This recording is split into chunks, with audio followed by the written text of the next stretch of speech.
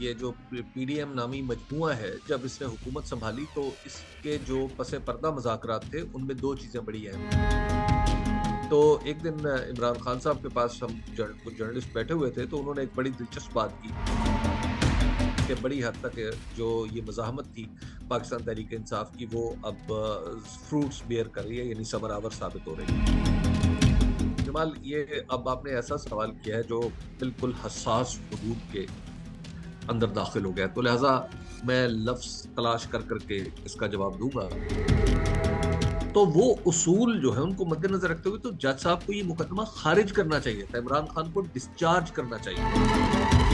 पहले जमाल दस्त बस्ता माफ़ी माँगी थी ये इलेक्शन कमीशन से, फिर मैं माफ़ी माँगता हूँ जो हमारी इस्लामाबाद की दहशतगर्दी की कोर्ट है, और अब मैं फिर हाथ जोड़ता हूँ लाहौर हाई कोर्ट जी, बिस्मिल्लाहिर्रहमानिर्रहीम। अस्सलाम वालेकुम नाज़रीन, आप सियासत.पी के देख रहे हैं। मैं जमाल अहमद हुसैन साहब तजक्कर जनाब हबीब अकरम साहब हमारे साथ मौजूद हैं। सर अस्सलाम वालेकुम। में।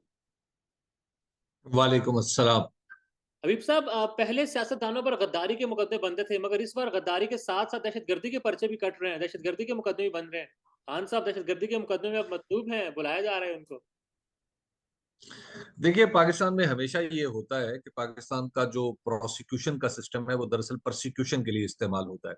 यानी आप इस्तगासा को अज़ियत की शक्ल दे देते हैं। पाकिस्तान के कानूनी निज़ाम की बहुत बड़ी कमजोरी है कि यहाँ पे सिर्फ एफआईआर दर्ज होने से ही इंसान काफी अज़ियत में मुब्तला हो जाता है।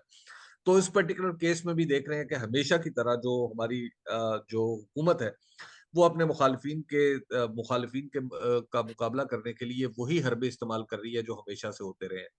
चौधरी ज़हूर इलाही के खिलाफ भैंस चोरी का मुकदमा दर्ज हो गया था, तो इमरान खान के खिलाफ दहशतगर्दी का मुकदमा दर्ज हो गया है। और आप ये देखिए कि दुनिया में हमने क्या मैसेज दिया है। दुनिया में आज आप पूरा इंटरनेशनल मीडिया उठा के देख लीजिए, आपको बता रहा है कि जनाब जो फॉर्मर प्राइम मिनिस्टर के खिलाफ और फॉर्मर कैप्टन जो हमारी नेशनल क्रिकेट टीम के कैप्टन हैं, उनके खिलाफ, और इमरान खान ज़ाहिर है दुनिया में जाने-पहचाने आदमी हैं। उस वजह से आप देख लीजिए इंटरनेशनल मीडिया हमें ये पोज़ कर रहा है कि हमारा ये शख्स भी जो है वो दहशतगर्दी में मुलव्वस है। तो इस तरह ना सिर्फ हम अपने मुल्क का मज़ाक उड़वा रहे हैं, बल्कि उसके साथ-साथ अपने कानूनी निज़ाम का भी मज़ाक उड़वा रहे हैं। सर, मकसूद गिरफ्तारी है इमरान खान की, चाहते हैं कि इमरान खान को गिरफ्तार करें। क्यों ज़रूरी है इमरान खान गिरफ्तार होना हुकूमत के लिए? उसकी वजह ये है कि जब मौजूदा ये जो पीडीएम नामी मजमुआ है, जब इसने हुकूमत संभाली तो इसके जो पसे पर्दा मुज़ाकरात थे, उनमें 2 चीज़ें बड़ी अहम थी कि इमरान खान साहब न सिर्फ गिरफ्तार होंगे बल्कि उन्हें नाअहल भी किया जाएगा। और पसे पर्दा मुज़ाकरात की ये चीज़ें छिन-छिन के जब बाहर आना शुरू हुई, और उसके बाद आप देख लीजिए कि एक ख़ास अंदाज़ से तकरीबन रोज़ाना की बुनियाद पे हुकूमत की तरफ से कहा जा रहा है कि इन्हें गिरफ्तार किया जाए, इन्हें नाअहल किया जाए। तलाल चौधरी साहब ऑन रिकॉर्ड हैं, मोहतरमा मरियम नवाज़ साहिबा ऑन रिकॉर्ड हैं, अता तारड़ साहब बाकायदा तौर पर उस मुकदमे को परसू कर रहे हैं जो अदालत में इमरान खान साहब की नाअहली इम्कानी तौर पे नाअहली जिस मुकदमे में हो सकती है। तो लिहाजा ये पस पर्दा मुज़ाकरात का एक हिस्सा है कि इमरान खान साहब को न सिर्फ गिरफ्तार किया जाए बल्कि नाअहल किया जाए, उसके बाद नवाज़ शरीफ वापस आएँ और फिर इलेक्शन करवाया जाए। इसको पीएमएलएन ने कहा हुआ है कि ये है लेवल प्लेइंग फील्ड। तो एक दिन इमरान खान साहब के पास हम कुछ जर्नलिस्ट बैठे हुए थे, तो उन्होंने एक बड़ी दिलचस्प बात की। उन्होंने क्रिकेट की टर्म्स में कहा कि दरअसल पाकिस्तान मुस्लिम लीग नून और पीडीएम ये चाहती है कि उनकी मुखालिफ टीम का कप्तान जो है वो इंजर्ड हो जाए, कप्तान को पकड़ लिया जाए, बाकी सारे खिलाड़ियों को इंजर कर दिया जाए और उस इंजरी के बाद फिर उन्हें खेलने पे मजबूर किया जाए, और ऐसी सूरत में फिर वो मैच जीत सके। तो ज़ाहिर है ऐसी सूरत पैदा अगर करने की कोशिश हो रही है, तो उसकी मज़ाहमत भी फिर पाकिस्तान तहरीक-ए-इंसाफ पूरी तरह कर रही है, और मुझे लगता है कि बड़ी हद तक जो ये मज़ाहमत थी पाकिस्तान तहरीक-ए-इंसाफ की, वो अब फ्रूट्स बेयर कर रही है, यानी समरावर साबित हो रही है। और कामयाब हो जाएँगे गिरफ्तार करने में इमरान खान को ये लोग, जो करना चाहते हैं? देखिए, हमें ये बात समझनी चाहिए कि पाकिस्तान का मसला इमरान खान की गिरफ्तारी नहीं है। दरअसल एक बहुत बड़ा सियासी बहरान है जिससे निमटने के लिए इमरान खान की गिरफ्तारी समझी जा रही है कि शायद ये मसले का हल होगी। शायद लोग जो हैं इमरान खान के साथ वो उनका साथ छोड़ जाएँगे। मसला अब असल जो है वो है कि हमने जो पिछले साल अप्रैल में जो कुछ किया था इस्लामाबाद में, जिस तरह उनकी हुकूमत को निकाला गया था, बहरान तो वो है। तो उस बहरान का हल इलेक्शन है। उस बहरान का हल इमरान खान की गिरफ्तारी नहीं है, इमरान खान के ऊपर मुकदमा नहीं है। तो उस बहरान को हल करने की बजाय एक नया बहरान क्रिएट किया जा रहा है। और इस तरह जब हम पाकिस्तान को जब एक और बहरान में क्रिएट कर देंगे, देखिए जब किसी भी मुल्क में आप यूं समझ लीजिए कि एक बहरान के नतीजे में दूसरा बहरान और दूसरे के नतीजे में तीसरा बहरान पैदा हो जाए, तो इस सूरत हाल को क्योस कहा जाता है, अफरा तफरी कहा जाता है। तो आप क्या पाकिस्तानी रियासत को अफरा तफरी में धकेलना चाह रहे हैं? तो आप बुनियादी क्राइसिस हल नहीं कर पा रहे और उसके साथ नए नए क्राइसिस आप पैदा किए चले जा रहे हैं। तो इसका मतलब यह है कि हमारी हुकूमत, जो मौजूदा पीडीएम नामी मजमुआ जो इस वक्त हुकूमत में है, इस मजमुए में कोई शख्स ऐसा नहीं है जो शायद ये समझ रहा हो कि, या इस बात पे इसरार करे कि हमें असल बहरान को हल करना चाहिए इलेक्शन के जरिए, बजाय इसके कि हम नए बहरान पैदा करें। एक तो इमरान खान साहब को बुलाया गया था लाहौर हाई कोर्ट में, वो पेश क्यों नहीं हो रहे? इत्तलात क्या है? खतरा है उनको या कुछ और मामलात चल रहे हैं? लाहौर में आप मौजूद हैं। देखिए जमाल, ये अब आपने ऐसा सवाल किया है जो बिल्कुल हसास हदूद के अंदर दाखिल हो गया, तो लिहाजा मैं लफ्ज तलाश कर करके इसका जवाब दूंगा, क्योंकि अदालत के हर हुक्म का अ, मैं अदालत के हर हुक्म को तस्लीम करने में ही समझता हूँ कि यही इसी में पाकिस्तान की बेहतरी है। लेकिन एट द सेम टाइम हमें ये बात जहन में रखनी चाहिए कि हम क्या कर रहे हैं और इसके बारे में क्या कह रहे हैं, और क्या कानून की गुंजाइशें खत्म हो गई। मसलन जब इस्लामाबाद की एक दहशतगर्दी की अदालत में, मैं कोई डिक्टेट नहीं कर रहा, फैसलों के ऊपर एक फेयर कमेंट हो सकता है, या तो क्या ऐसा अगर उस दिन इमरान खान साहब की जमानत में तौसी कर दी जाती, हिफाजती जमानत में, तो क्या वो सारा सिलसिला जो अब तक हम देख रहे हैं जी, वो वो हमें देखने को मिलता? ठीक है। और क्या उस सूरत में अगर जज साहब जो दहशतगर्दी की अदालत के थे, वो इसको एक्सपेंड कर देते, इसको एक्सटेंड कर देते अदालत को, तो क्या तूफान आ जाना था? दूसरी बात यह है कि आप किस हवाले से, आपके पास दहशतगर्दी के हवाले से पुलिस ने अब तक क्या कोई बंदूक पेश की है कि ये बंदूक इमरान खान ने लहराई थी? क्या कोई बम पेश किया है कि ये बम था या टाइम बम था या आईईडी थी जो इमरान खान साहब अपने साथ लेके आए थे और उन्होंने इलेक्शन कमीशन की बुनियादों में रख दी या किसी सड़क पे लगा दी? तीसरी बात यह है कि क्या वो कुछ तोपो तफंग के साथ उन्होंने मुजाहरा किया? और सबसे बुनियादी बात है कि क्या वो खुद मुजाहरे में मौजूद थे? बात यह है कि जब इस तरह के मामलात पे आप दहशतगर्दी के मुकदमात कायम करेंगे, तो आप अपने मुल्क के कानून का मजाक तो उड़वाएंगे, पूरी दुनिया पे उड़वाएंगे। और क्या जज साहब जो भी थे, क्या उनके सामने ये फैक्ट्स मौजूद नहीं है?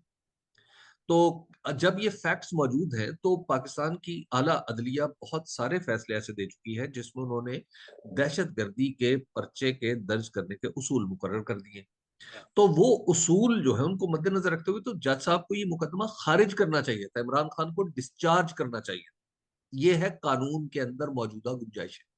तो आप कह रहे हैं कि नहीं जी, इमरान खान को लेके और ऐसे शख्स को, यानी, और इमरान खान कौन है? इमरान खान इस मुल्क का साबिक वजीर आजम है। क्या इमरान खान इस मुल्क से बाहर है? नहीं जी, इमरान खान लाहौर में है। क्या इमरान खान जो है वो 92 में वर्ल्ड कप जीत के लाया था? हाँ जी, जीत के लाया था। क्या इमरान खान ऐसा गैर मारूफ आदमी है कि उसको दोबारा नहीं ढूंढा जा सकता? जी, दोबारा भी ढूंढा जा सकता है। तो आप उसके ऊपर दहशतगर्दी का मुकदमा दर्ज करें और फिर उस पर इसरार कर रहे हैं कि वो आए। उसके बाद आप आ जाइए लाहौर हाईकोर्ट। लाहौर हाईकोर्ट में जिस तरह मैंने पहले जमाल दस्त बस्ता माफी मांगी थी ये इलेक्शन कमीशन से, फिर मैं माफी मांगता हूँ जो हमारी इस्लामाबाद की दहशतगर्दी की कोर्ट है, और अब मैं फिर हाथ जोड़ता हूँ लाहौर हाई कोर्ट के सामने। अब लाहौर हाई कोर्ट का फैसला, मैं कानून का बिल्कुल एक अदना सा तालिब इल्म, क्या लाहौर हाई कोर्ट इसको एक्सटेंड नहीं कर सकती? हाँ, इसको एक्सटेंड कर सकती थी। कानून में ऐसी गुंजाइश मौजूद है, हाँ जी, ऐसी गुंजाइश मौजूद। बात यह है कि अगर लाहौर हाई कोर्ट में ये एक ही दिन में, हाँ जी ठीक है, अच्छा आपको हमें फांसी जमानत दे देते हैं, चलिए आप अभी अभी आपकी टांग खराब है, अभी आप कह रहे हैं आपको तकलीफ बहुत है, तो चलिए ठीक है। क्या इमरान खान दौड़े चले जा रहे थे? और ये मुकदमा कितना संगीन है, मतलब एक मुजाहरे की बुनियाद पे बनाए हुए मुकदमे में आप अपने कानून को इस तरह इस्तेमाल करेंगे कि जिससे पूरी दुनिया में पाकिस्तान का तमाशा लग जाए। मैं फिर एक दफा अपनी कही हुई बातों से, मैं सिर्फ अर्ज कर रहा हूँ कि मैं ये समझता हूँ एक जिम्मेदार शहरी के तौर पे कि जब कानून के अंदर इस तरह का कोई तजाद सामने आए, या कानून की इम्प्लीमेंटेशन में, कानून के निफाज में, एनफोर्समेंट में कहीं कोई हिकमत का पहलू मैं कम पाऊं तो अपनी दानिश में उसको अर्ज कर। सर एक आर्गुमेंट ये भी था कि जो खान साहब पेश नहीं हुए, ये तिब्बी या फिर सिक्योरिटी मसाइल से ज़्यादा एक ये खतरा था तहरीक इंसाफ को कि अहाता अदालत से गिरफ्तार किया जा सकता है अगर ज़मानत मुस्तरद हो जाती है तो। ऐसा कोई पहलू भी था? देखिए बात यह है कि हाँ, गिरफ्तार करना तो जोरावरी है। भाई जब मर्जी गिरफ्तार कर ले इमरान खान को। क्या इमरान खान ने अपने इर्द गिर्द कोई त्यारा शिकन तोपे लगा रखी हैं? वहां पे आम लोग बैठे हैं। आम लोगों को तो आप दो आंसू गैस के शेल मारे, वो भाग जाते हैं। वो कोई वहां पे कोई तरबियत याफ्ता जंगजू तो मौजूद नहीं है ना। हुँ, बात यह है कि आपने गिरफ्तार करना तो उनको जाके घर से गिरफ्तार कर ले। मसला पाकिस्तान में गिरफ्तारी नहीं है। हुँ। मैं आपको बार बार अर्ज कर रहा हूं कि पाकिस्तान का क्राइसिस कहीं और है। उस क्राइसिस से निपटने की बजाय एक नया क्राइसिस पैदा करना पाकिस्तान के साथ दोस्ती नहीं होगी। आपने पब्लिक पल्स को बहुत करीब से देखा है, बहुत करीब से कवर करते हैं। जब A1 फील्ड हुआ था तो नवाज शरीफ साहब को छोड़ कर आए थे जेल। अब इमरान खान की गिरफ्तारी के हवाले ज़रा सी बिनक भी पड़ती है तो अवाम ज़मान पार्क पहुँच जाती है। पल्स क्या है अवाम की ज़मान पार्क के बाहर जो मौजूद है और फिर लाहौर में क्या पल्स है? देखिए जो बाहर है वो तो उनके कारकुन है, और जाहिर जाहिर है जो भी कारकुन एक अपना घर छोड़ के किसी अपने लीडर की हिफाजत के लिए सरगर्म होता है तो वो तो जाहिर है उसका यानी जमहूरी उसका हक भी है। और वो कारकुन जाहिर है कि तो आप सियासी वाबस्तगी बिल्कुल वाजे होगी। आम लोग जहां तक है कि मैं तो आम लोगों की बात करता हूँ, और मैं आपको ये भी आपकी वसातत से बता दूं कि हमारे प्रोग्राम के सर्वेस में जो भी हम करते हैं उसमें कभी भी हम पॉलिटिकल लीडर्स या सियासी कारकुनों को जगह नहीं देते। यानी हमें जब जहां पे शक गुजरता है कि सियासी कारकुन है, हमें आमतौर पर पता चल जाता है, तो हम उनको निकाल देते हैं, उस काउंट से ही निकाल देते हैं। तो लिहाजा एक तो ये है कि सियासी कारकुनों की तो मैं कोई बात नहीं कर सकता। लेकिन पाकिस्तान के अंदर जो लाहौर में चूंकि हमने रिसेंटली सर्वे किया है, तो लाहौर में 48% लोग ये बता रहे हैं कि वो पाकिस्तान तहरीक इंसाफ को वोट देना चाहते हैं। और सिर्फ 20%, 25% जो है ये ऐसे लोग हैं जो समझते हैं कि पाकिस्तान मुस्लिम लीग नून को वोट दिया जाना चाहिए। अब इसमें जमाल एक अहम बात हमें जहन में रखनी चाहिए कि ये कहाँ से आया है। जब 2018 के इलेक्शन हुए थे तो उसके बाद एक मौका ऐसा आया था कि लाहौर में ही हमने सर्वे किया था, तो 56% जो लोग थे वो पाकिस्तान मुस्लिम लीग नून को वोट देना चाहते थे। एक मौका ऐसा भी था। ओके। और अब जो है सूरत हाल ये है कि अब बिल्कुल रिवर्स हो चुका है। अच्छा, दूसरी बात यह है कि जितना आप इलेक्शन में ताखीर और तावीज से काम लेंगे जमाल साहब, इसका नतीजा एक और भी बड़ा खौफनाक और खतरनाक होगा पाकिस्तान के लिए। वो ये है कि पाकिस्तान में जब जब गैर यकीनी सूरत हाल बढ़ती है तो इंतहा पसंद जमातें जो हैं वो अपनी जगह बनाना शुरू कर देती हैं। हुँ, तो मैं लाहौर में भी ये एलिमेंट देख रहा हूँ कि लाहौर में पहले जो ऐसी मजहबी सियासी जमातें या जिनका नुक्ता नजर थोड़ा जी। मेरे जिनको मैं समझता हूँ कि वो आई इंतहा अंडरस्टैंड या पसंदी के करीब करीब है, तो वहां उनकी तरफ लोगों का रुजू जो है वो बढ़ना, अगरचे वो बहुत माइनर है लेकिन पहले की निस्बत वो कुछ बढ़ता हुआ नजर आ रहा है। तो लिहाजा इलेक्शन जल्द अज जल्द अनाउंस करें अगर आपने पाकिस्तान को किसी भी इस तरह की अनटूवर्ड सूरत हाल से बचाना हबीब साहब अगर chaos की कैफ़ियत हो जाती है हमारे मुल्क में तो उसका फ़ायदा किसको जा सकता है? है। क्योस का फायदा अल्लाह ताला माफ करे कि अगर एक दफा यहाँ पे क्योस पैदा हो गया तो फिर फायदा किसको होगा? फिर तो सबके सब नुकसान में होंगे ना। और सबसे बड़ा नुकसान इस मुल्क के मालिकों का, यानी आपका, मेरा, अवाम का होगा ना। तो बात यह है कि आप जो क्योस की सूरत हाल है वो किसी के फायदे में नहीं होती। आप क्या चाहते हैं कि क्योस ऐसा हो जाए, खुदा न खास्ता कि यहाँ पे लोग जो हैं वो जो रियासती अथॉरिटी है उसका उसको मानने से इनकार करते हैं। क्या ये चाहते हैं? क्या रियासती डेट जो पाकिस्तान में पहले ही बड़ी कमजोर है उसको मजीद कमजोर होना हम अफोर्ड कर सकते हैं? उसके बाद फिर क्या रियासत के वजूद को खतरात लाहक नहीं हो जाएंगे? ये बहुत ही खौफनाक सूरत हाल की तरफ हम जा रहे हैं। लेकिन मुझे ये उम्मीद है कि पाकिस्तान का जो अदालती निज़ाम है उसके ऊपर जाहिर है बहुत सारे एतराज़ात भी होते हैं, बहुत सारे अशकालात भी जहन में उस निज़ाम के बारे में मौजूद हैं। लेकिन अब जो सुप्रीम कोर्ट से अभी जो कल दो जजेस का एक बेंच था उसने सुप्रीम कोर्ट के चीफ जस्टिस को एक रेफर किया है कि 184(3) के तहत पंजाब में और खैबर पख्तूनख्वा में इलेक्शन का जायजा लिया जाए, क्योंकि इलेक्शन में बिला वजह की ताखीर हो रही है। तो मुझे तवक्को है कि अब भी ये तवक्को है कि इतने क्राइसिस में से निकलने का कोई रास्ता निकल आएगा और दस्तूर के अंदर से निकलेगा। और सर इलेक्शंस की बात जहाँ पर भी होती है हुकूमत कोई ना कोई हरबा इस्तेमाल करती है। अब अल्लाह जानदम के पीछे हुकूमत है या कोई और है। कल जजेस ने बात की इलेक्शन की और शाम को हमने देखा ऑडियो लीक्स सामने आ जाती हैं। परवेज़ इलाही साहब की, आबद ज़ुबैरी साहब और मुबैना तौर पर जो हमारे एक जज साहब हैं उनकी। तो फिर ये किस तरफ निशानदेही कर रही है बात, ऑडियोज़ लीक?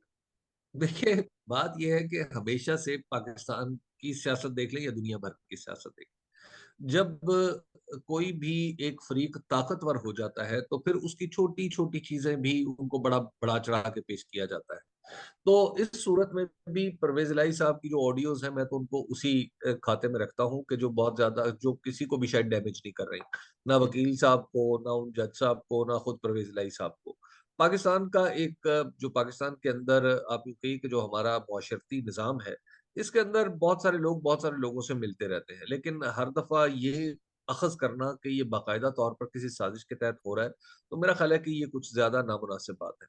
तीसरी बात ये है कि पाकिस्तान में हमारा जो सिस्टम है, उसकी जो यानी उसमें आप अगरचे उस पे जो भरोसे हैं, वो बहुत कम है, लेकिन बहरहाल अदालत के हवाले से हम आज भी आला अदलिया के हवाले से ये कह सकते हैं किसी दर्जे में कि उन पे असरअंदाज होना, ख़्वाह लोगों का ताल्लुक कितना ही गहरा क्यों ना हो, काफ़ी मुश्किल होता है। अच्छा सर, इलेक्शन कमीशन ने अपनी बेचारगी का इज़हार किया है कल सुप्रीम कोर्ट पाकिस्तान में। कहा गया है कि कोई इदारा हमारे साथ ताउन नहीं कर रहा, हमें जब भी हुक्म मिलेगा हम इलेक्शन करवा देंगे मगर ताउन कोई नहीं कर रहा हमसे। उनका बेसिक काम तो इलेक्शन करवाना ही है, तो फिर? देखिए, मैं ये समझता हूँ कि पाकिस्तान का इलेक्शन कमीशन अपने ज़रूरत के ताबे मज़बूत हो जाता है और जब और किसी ख़ास हवाले से कमज़ोर हो जाता है। आप देख लीजिए कि इलेक्शन कमीशन क को इलेक्शन एक्ट 2017 के तहत बाकायदा तौर पे तौहीन अदालत के इख्तियारात दिए गए। या तौहीन अदालत के इख्तियारात का मतलब ये है कि अगर पाकिस्तान में कोई इदारा इसकी कोई बात नहीं मान रहा इलेक्शन के हवाले से, तो इलेक्शन कमीशन उसको बुला के तादीबी कार्रवाई कर सकता है।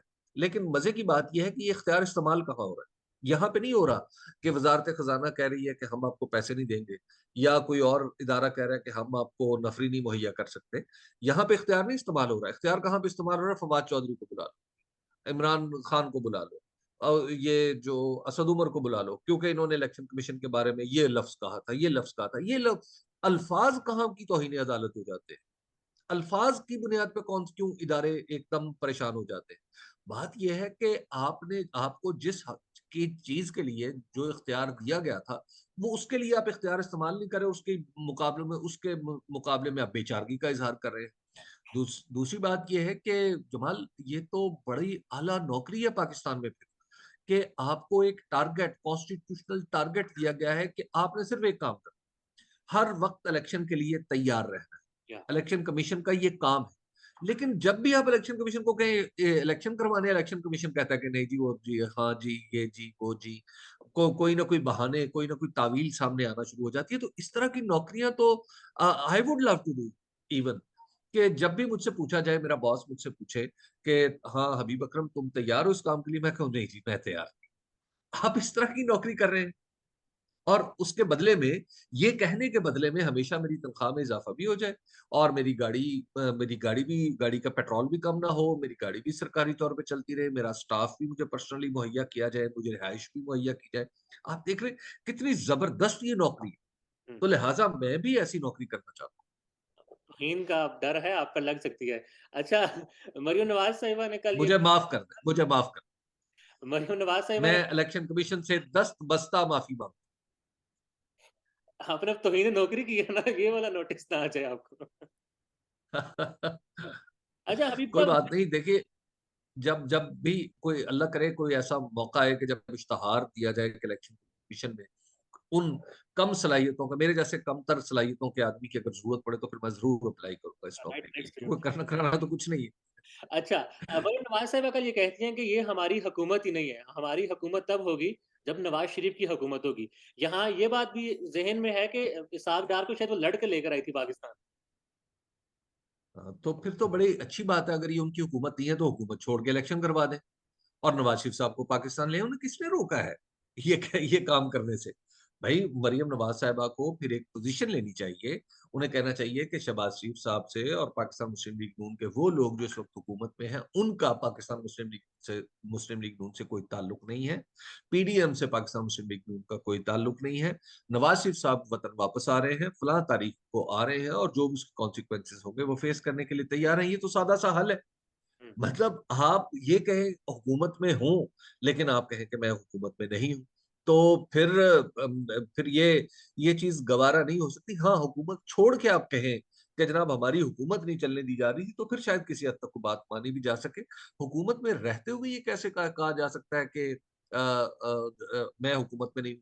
अभी ये बिल्कुल ऐसा ही है कि मैं आपको कहूं कि जी देखिए जमाल साहब, मैं हबीब अकरम नहीं हूं। देखिए, आपको कुछ आपके जो वर्ड्स हैं सियासत में, वो कुछ बहुत ज्यादा मानी नहीं रखते, और आपको वर्ड से ज्यादा एक्शंस की तरफ जाना पड़ता है। तो आप एक्शंस करवाएं, या तो आप एक खुल्लम खुल्ला ऐलान ला ताल्लुकी कर दें, या फिर आप हुकूमत से निकल जाए। बेहतरीन तरीका इस हुकूमत के लिए ये है कि ये असेंबली तोड़े और इलेक्शन करवा दे। Sir thank you so much for your time Habib साहब, थैंक यू सो मच।